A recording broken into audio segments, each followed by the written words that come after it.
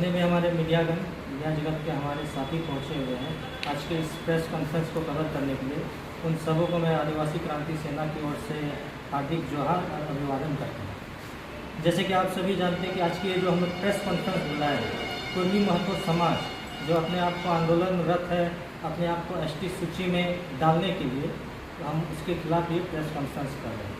आज हम आप लोगों के सामने वो तमाम बातें रखेंगे, वो तमाम तथ्य रखेंगे, वो तमाम सबूत रखेंगे, जिससे ये स्पष्ट हो जाएगा कि कुर्मी महतो समुदाय आदिवासी विरोधी है। वो गैर संवैधानिक तरीकों को अपना करके आदिवासी सूची में आना चाहते हैं और सिर्फ राजनीतिक लाभ, स्वार्थ और निजी लाभ लेने के लिए वो एसटी सूची में आना चाहते हैं।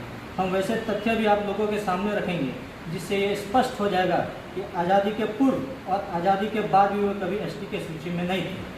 अगर हम कुर्मी महतो समुदाय की बात करें तो सिर्फ और सिर्फ राजनीतिक लाभ लेने के लिए एक राजनीतिक षड्यंत्र रच करके चुनाव से पहले सरकार पर दबाव बना करके आदिवासी आरक्षण का लाभ कैसे ले, आदिवासी को तमाम अधिकार और हक और प्रावधान जो संवैधानिक प्रावधान दिए गए हैं उनको कैसे हड़पा जाए, इसके लिए वो तमाम हथकंडे अपना रहे हैं। ये वही समुदाय है, ये वही वर्ग है जो पहले आदिवासी समुदाय को पहले ही लांछन के नज़र से देखता था, नीचा समझता था, गाली देता था। लेकिन जब आज आदिवासी हक लेने की बात हो रही है, अपने स्वार्थ की बात हो रही है, तब ये इस वर्ग में आना चाहते हैं, एसटी की सूची में आना चाहते हैं।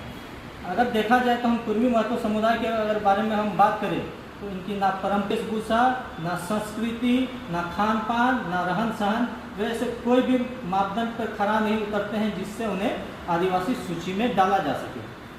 सबसे पहले हम आप लोगों को कुछ तथ्य बताएंगे कि कैसे कुर्मी महतो समुदाय आज घुसपैठिए की तरह काम कर रहे हैं। एक तो घुसपैठिए ये कर रहे हैं कि वो एसटी सूची में आना चाहते हैं, दूसरा ये है कि वे एक साजिश के तहत, एक चाल के तहत, एक षड्यंत्र के तहत वे हम इसे हाईजैक करने का प्रयास किया।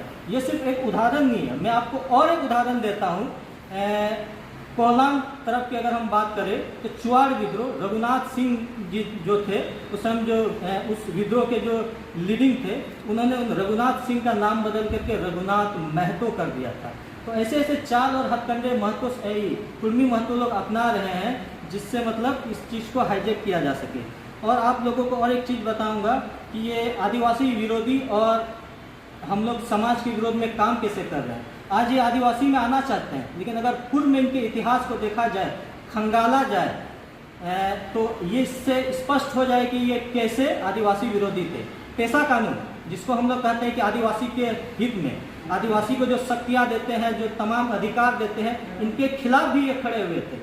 संसद में जब पहली बार, संसद के पटल में जब पहली बार पेशा कानून का प्रतिवेदन रखा गया था, तब इन लोगों ने, इनके क्या बोलते हैं, सांसदों ने इनका पुरजोर विरोध किया था। इनके जो तमाम लीडर थे, संगठन थे, इनका पुरजोर विरोध किया था। आपको बात करें तो ये पेशा कानून वर्ष आपका 2005 में इन्होंने हाईकोर्ट से भी निरस्त कराया था। तब उन्होंने तर्क दिया था कि क्यों आदिवासियों को तमाम हक और अधिकार दिया जाए, तमाम शक्तियाँ क्यों दिया जाए। उस समय वे आदिवासी विरोधी थे और ये आज आदिवासी में आना चाहते हैं।